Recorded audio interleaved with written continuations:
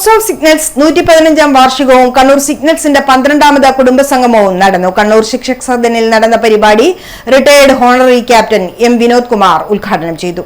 രാജ്യമെന്ന് ലോകത്തിലെ 5ാമത്തെ സാമ്പത്തിക ശക്തിയും ലോകത്തിലെ 3ാമത്തെ സൈനിക ശക്തിയും മാറിയിട്ടുണ്ടെങ്കിൽ അതൊക്കെ നിങ്ങളുടെയും കൂടി പരിശ്രമത്തിന്റെ ഭാഗമായിട്ടാണെന്നതിന്റെ തെളിവും ഉത്തമ ദൃഷ്ടാന്തവുമാണ്. കാരണം രാജ്യത്തിന്റെ വികസന പാതയിൽ നാം എന്തു നൽകി എന്ന് ചോദിച്ചാൽ ഒരേ ഒരു ഉത്തരവേ നമുക്ക് പറയാനുള്ളൂ. നമ്മുടെ ഇടനെഞ്ചിൽ കൈവച്ചുകൊണ്ട് പറയും, എന്റെ യൗവനം ഞാൻ എന്റെ രാജ്യത്തിന് സമർപ്പിച്ചു.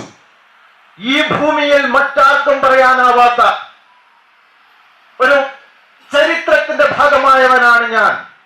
ആർക്ക് പറയാൻ പറ്റും എന്റെ യൗവനം ഞാൻ എന്റെ രാജ്യത്തിന് സമർപ്പിച്ചു എന്ന്?